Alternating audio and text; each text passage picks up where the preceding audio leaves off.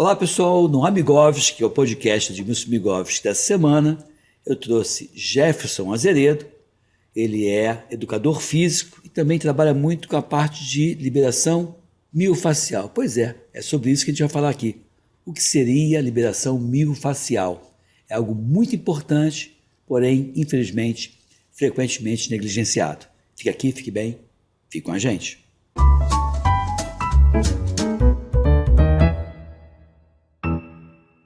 Pois é, no Amigovski da semana eu trouxe aqui o Francisco Azeredo, porque um colega meu, um dos bons amigos da faculdade, chamava-se Francisco Azeredo. Esse aqui é o Jefferson Azeredo, também acabou sendo um amigo meu personal, e é a pessoa com quem eu faço aí a minha liberação miofacial. Então, a primeira coisa, primeiro agradecer a tua presença aqui no nosso podcast, Jefferson. E segundo o que é essa palavra complexa, liberação miofacial? Pois é, o que é esse palavrão? Então, boa tarde, primeiramente, agradecer a oportunidade e explicar a liberação miofacial. Miofacial significa mio, que é o músculo, e facial, que é a fáscia.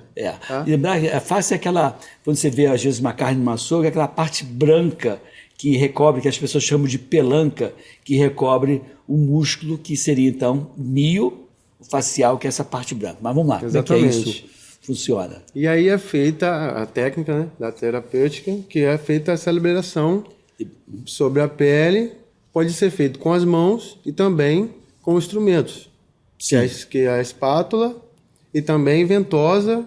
Ventosa é aquela coisa que buga, o copinho de vidro que exatamente, suga, né? Que deixa, às vezes, faz a sucção da pele. Isso, é mais usado no caso de dor.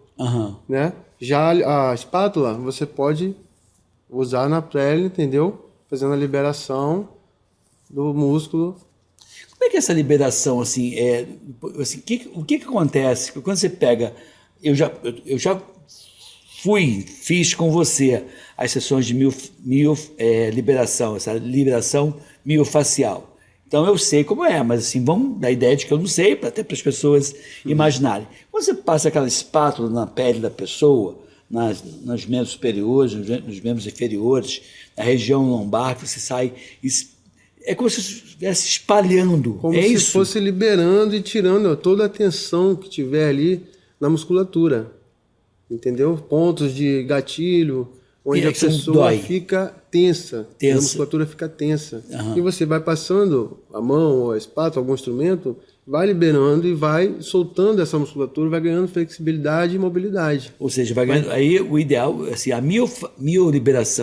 liberação miofacial não substitui atividade física, não substitui musculação, entra como uma ferramenta, um complemento. Quer dizer, você não consegue, como educador físico, você dissociar as duas coisas. São coisas complementares e necessárias. Sim, exatamente. Igualmente necessárias, na tua opinião? Na minha opinião, sim. Se você tivesse que botar um percentual de importância, liberação miofacial e atividade física, musculação, aqui, onde iria de 0 a 100 essa escala. Os dois, então você colocaria os dois numa balança, os dois pesando de uma forma semelhante. Seria perfeito. Você não consegue, então, ver a atividade física sem isso. Não. E a atividade física, a liberação miofacial, ela se aplicaria mesmo que sejam pessoas que fazem uma prática de futebol, de corrida, uma coisa autônoma. Assim. Tanto esporte, ou até pessoas que não praticam nenhuma atividade física também podem fazer essa técnica, entendeu? Sim. Essa técnica é feita por pessoas que fizeram cursos voltados para ela. Sim, exatamente. Tem que ser um profissional qualificado. Massoterapeuta, fisioterapeuta, educador físico. Que fez o curso para isso. Fez o curso para isso, voltado para isso. Porque na tua formação acadêmica da faculdade, você não tem liberação miofacial, tem? Não tem que fazer um curso por fora. Um curso adicional para isso. Então você acaba sendo educador físico e faz essa liberação miofacial. A pergunta é, quanto tempo, em geral, dura uma sessão de liberação miofacial, Jefferson? Em média de 60 minutos. Pô, uma hora 60 minutos, uma hora, fazendo essa técnica da liberação. Um procedimento que relaxa e dá um certo prazer, também ajuda na liberação da endorfina, que é aquele hormônio da felicidade, ou é algo doloroso, que as pessoas sofrem uma hora nas tuas mãos? Então, depende de cada paciente. Tem paciente que chega com um pouco de dor, e aí é usado um pouco mais de força, acaba doendo um pouco, mas, no geral, é mais relaxante mesmo, para soltar a musculatura, devolver a mobilidade. Tem gente que dorme lá. Tem gente que até dorme na maca. É engraçado isso, eu fiz, realmente é bem relaxante, porque eles fazem uma técnica que não só entra a questão da mão, mas entra outros complementos que a gente não vai falar nesse momento, até para criar uma certa expectativa para vocês. Mas, assim, tem todo um ambiente favorável ao relaxamento e ao bem-estar, né? E, assim, o teu principal objetivo ao fazer essa liberação miofascial, Jefferson, é minimizar a dor que o paciente sente. Sim. Mas, então, só vai fazer a liberação miofascial quem sente dor? Não. Não. Pode ser feita uma manutenção, como manutenção, entendeu? Até como prevenção de dor. Como prevenção de dor, exatamente. Certo. E aí, assim, hoje você, qual é o perfil do paciente que você atende com maior frequência? No geral, modo geral, até paciente, eu tendo paciente de todas as idades, entendeu? Praticantes de atividade física e não praticantes. Quer dizer, entendi. Quer dizer que tem gente ainda ali que é sedentário e vai lá para Vai lá só para fazer a liberação. E esse tipo de intervenção tem algum evento adverso que pode surgir por conta do que você fez? Ou do que você está fazendo ali? Não, geralmente não. A não ser Sente um pouco de desconforto devido à manipulação, né, do instrumento ou até mesmo da mão. Mas isso é normal, fica 2 dias e depois já fica bom. Certo. E a questão dos hematomas, que aquela ventosa às vezes faz, né? Faz aquelas manchas roxas. Copinho da ventosa. Copinho. Então, por exemplo... Pode ficar um pouco roxo, mas não, também não interfere em nada. Interfere nada. Mas, por exemplo, se é uma mulher... Mas não pode pegar um sol, por exemplo, ir à praia, piscina. Claro. Não é recomendado. E se é uma mulher que, por exemplo, vai querer sair numa sexta-feira à noite, com as costas... marcada, né? Marcada, aí ela pode não querer fazer. Pode não querer fazer. É uma opção. A ventosa que é essa coisa que você dá o vácuo, né? No copinho que você dá o vácuo. Sim. Ela é uma intervenção obrigatória em toda e qualquer sessão de liberação miofascial ou é de algumas? Eu deixo como opção do paciente ou do aluno. Eu pergunto se ele quer, se ele aceita fazer. E aí, se ele aceitar, eu faço, entendeu? O que eu fiz lá não é uma coisa que doa. Não sente dor, não precisa exatamente sentir dor, entendeu? Você que vai colocar a pressão de acordo com o paciente, ele vai pedir. Em teoria, qual é o principal objetivo em fazer isso e qual é o resultado e por que esse resultado ocorre?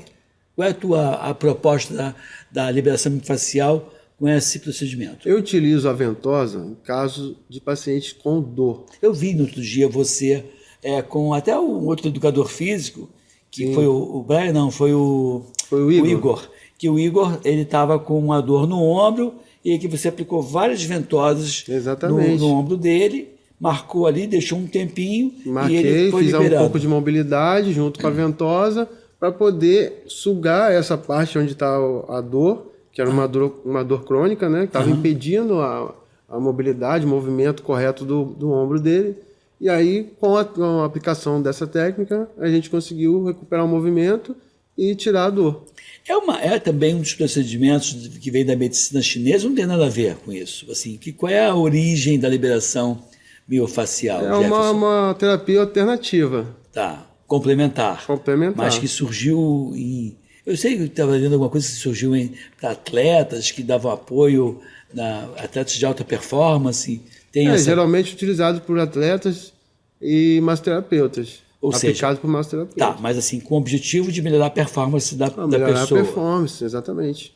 E você tem hoje, assim, quais são os principais pacientes que você atende? Quais são as principais queixas e os resultados que você vê com maior frequência?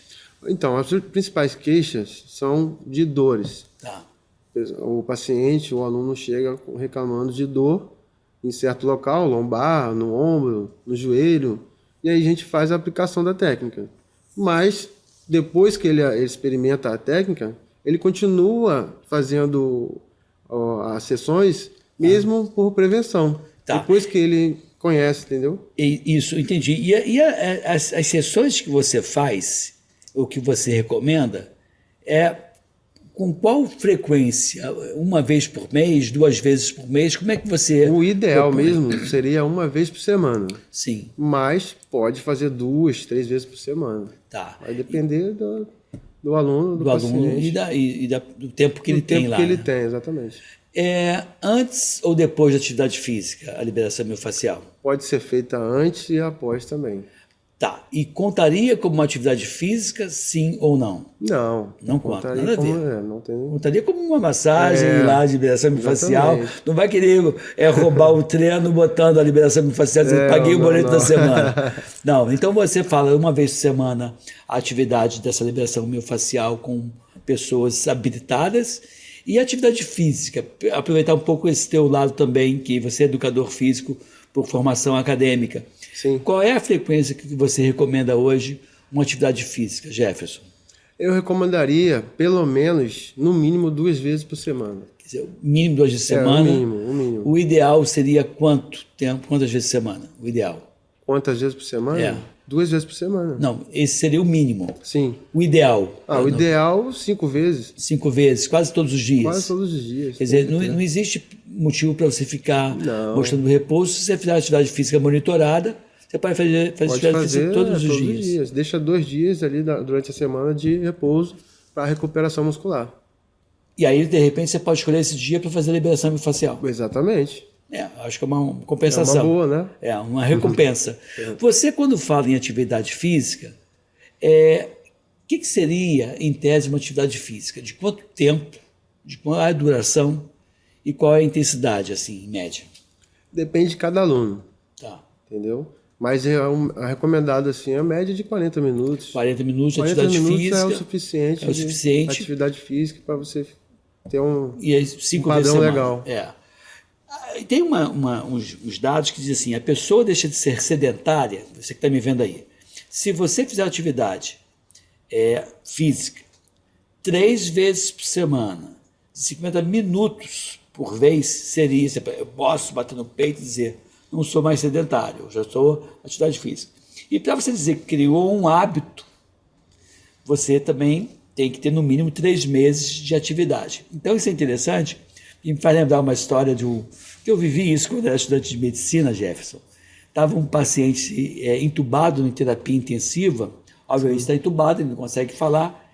Um amigo meu, que era muito detalhista, começou a tentar tirar do paciente informações, fazer o que a gente chama de anamnese daquele paciente.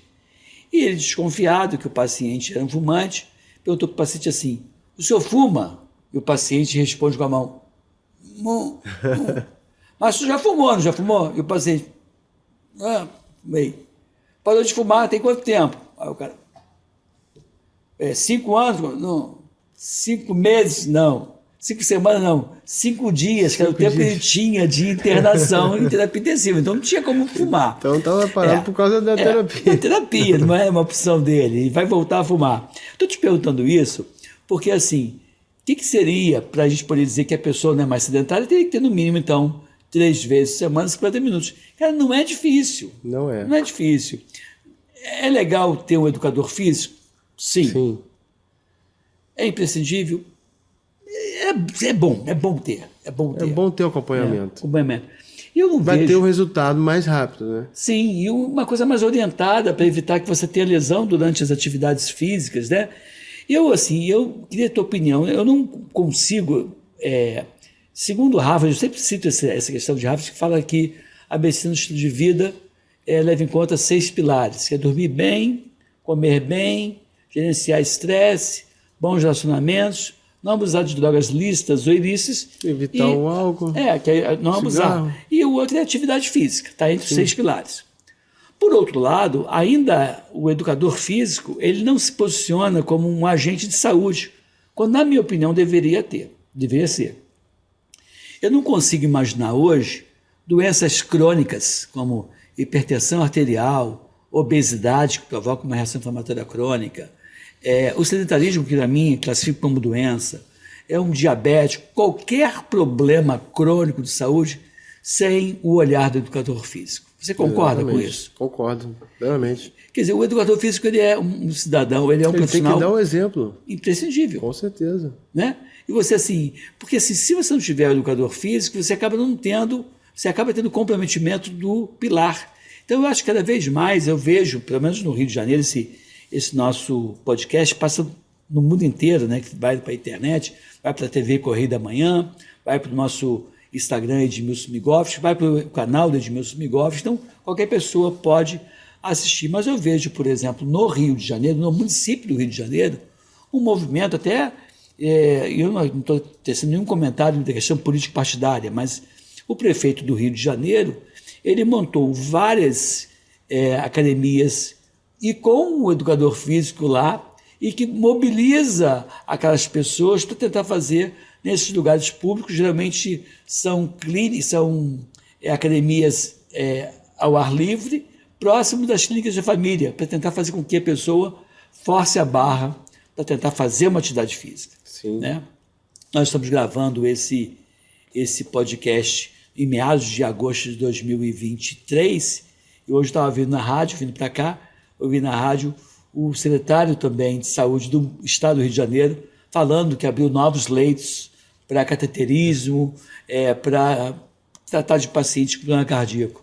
Mas aí, no encerrar da entrevista, ele é médico ortopedista e fez uma coisa bem legal, o doutor Luizinho, né? Doutor Luizinho Teixeira é o nome, Luiz Antônio Teixeira, que é o nome dele, do Rio de Janeiro. Ele falou assim, mas gente, tem que comer bem, fazer atividade física, e aí ele dá esse toque, né? Porque o brasileiro fica mais da metade da vida destruindo a saúde e a outra metade tentando recuperar. Como é que você pode, então, Jefferson, incentivar os nossos internautas a ter uma prática de atividade física com ou sem o personal?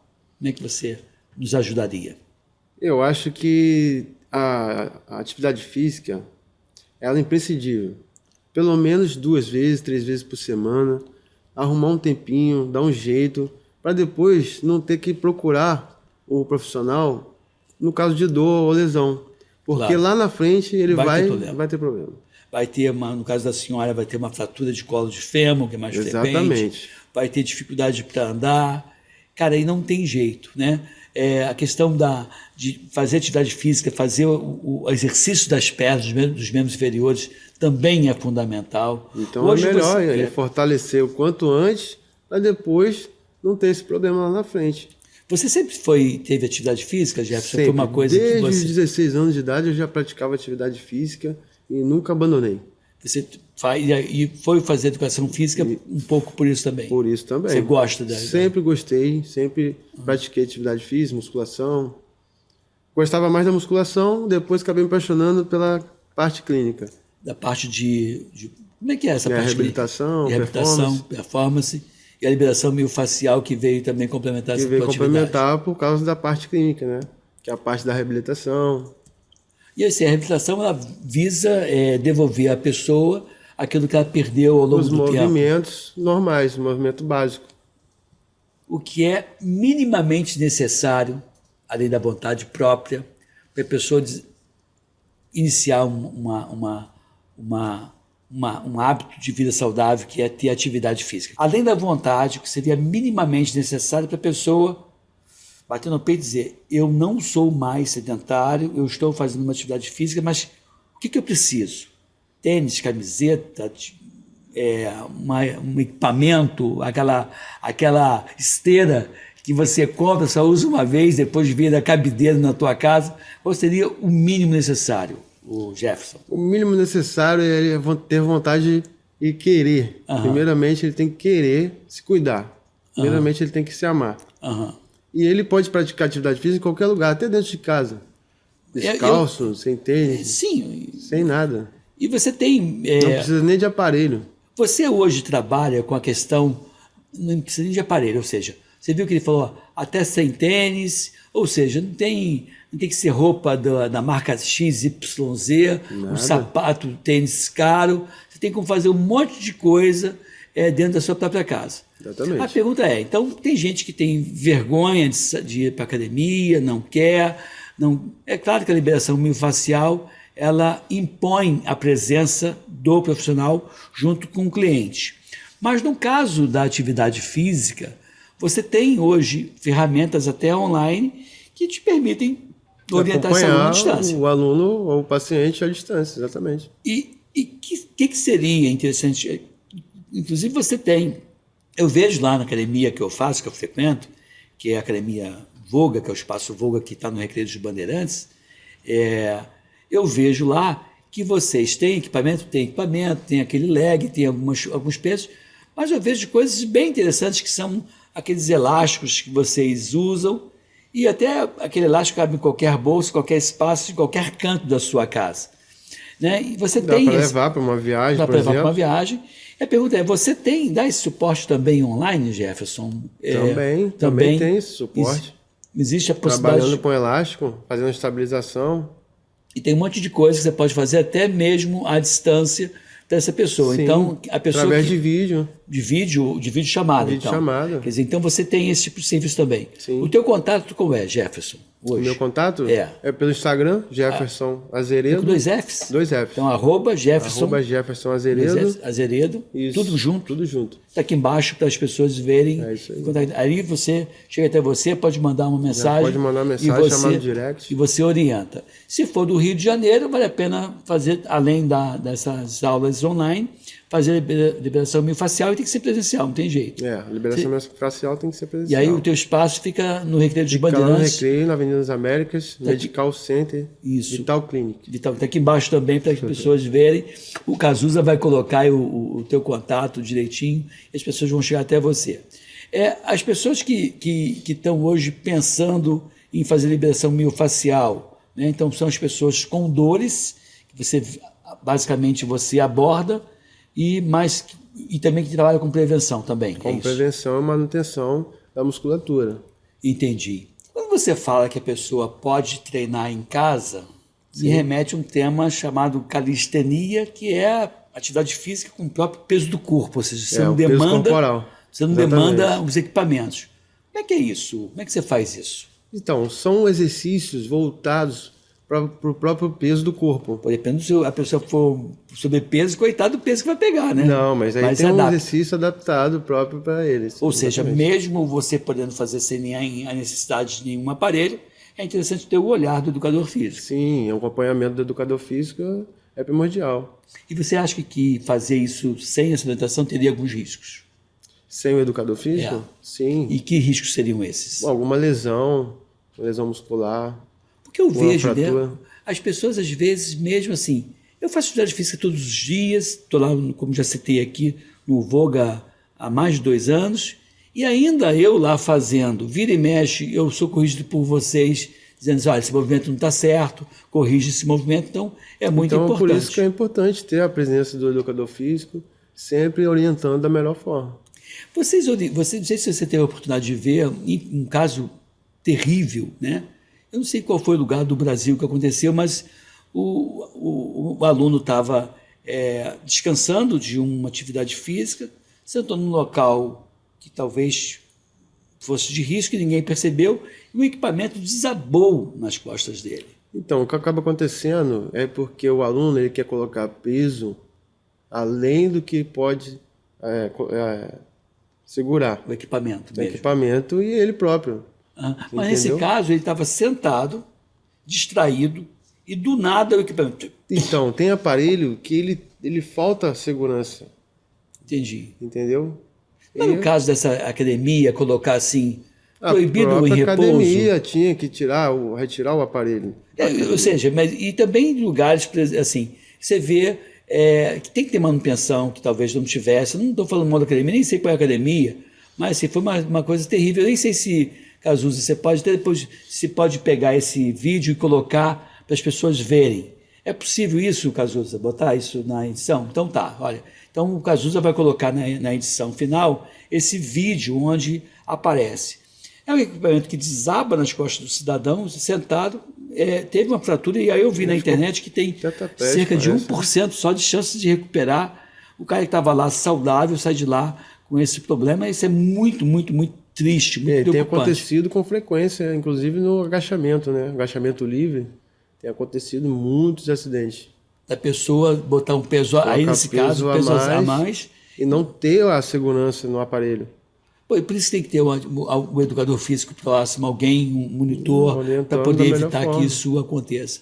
Então, gente, como é que já que você falou dessa questão, de ter que ter alguém, é importante ter esse monitoramento. Sim.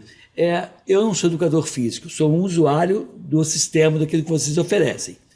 Como é que um leigo poderia escolher um bom lugar para treinar?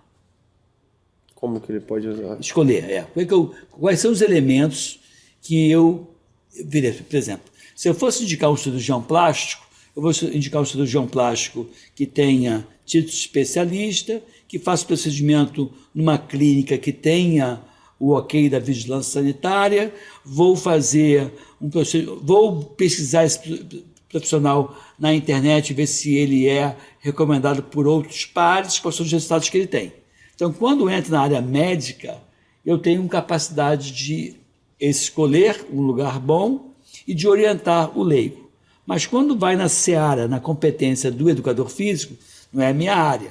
Aí é isso que eu estou te perguntando. Quais são os elementos que um leigo pode avaliar para dizer essa academia ou esse espaço me atende, ou ele é legal, ou não é legal? Quais são os elementos? E, geralmente, o próprio aluno, ele comenta, né? Onde a academia é boa, tem uma referência boa, uma referência bacana. Então, quer dizer, tem que ter esse monitoramento também, Sim. Tem que ter o educador físico olhando, porque você vai ver, tem algumas academias que são terríveis, que você fica lá largado. Inclusive, você fica lá abandonado. Quer dizer, você paga pouco, mas o resultado acaba... Exatamente. E quando você paga, ainda que seja pouco, por um lugar que não tem qualidade, você, na minha opinião, está pagando muito. Né? Não é verdade? Então, Jefferson, para a gente poder assim, encerrar o nosso podcast, a gente falou então da questão da atividade física, no mínimo 3 dias de semana, aí, com monitoramento, é importante. Sim. Se não tiver, tem como você virar em casa. A liberação miofascial também é importante, como uma atividade complementar da atividade física. Você acha que, independente de ser atleta de alta performance ou não, eu não sou atleta, eu sou um usuário, eu faço lá a liberação miofascial. Mas quais são as palavras finais que você poderia passar para os nossos espectadores, nossos internautas, Jefferson? Eu indicaria a prática da atividade física, pelo menos, no mínimo, 2 vezes por semana, ou até 3 vezes, o ideal, se possível, e acompanhado sempre, né, de um profissional certificado, e, se puder também, auxiliar junto, conjugar com a terapia da liberação miofascial, seria o ideal para ter uma qualidade de vida melhor. Pois é, e olha, ele falou que não precisa ter tênis, roupa de marca, você pode trabalhar com o próprio peso do corpo. É importante ter boa vontade para sair do sedentarismo. E aí, você vai ficar animado, vai ficar aí no sofá ou vai, depois do podcast, dar uma sacudida no esqueleto? É fundamental para que você tenha uma melhor qualidade de vida. Está entre os 6 pilares da medicina do estilo de vida, defendido por Harvard. Então, não é uma balela, é uma necessidade absoluta. A atividade física está longe de ser um luxo, é sim uma necessidade para que você tenha uma vida de melhor qualidade. E até hoje dizer que quanto maior o número de academias hoje, menor o número de hospitais no futuro. Mais pessoas saudáveis. É isso aí. Fica aqui, fique bem, fique com a gente. Não esqueça de compartilhar esse conteúdo. Afinal, essas palavras aqui já ajudam muito a promover a saúde, tá bom? Um abraço, até o próximo encontro com vocês.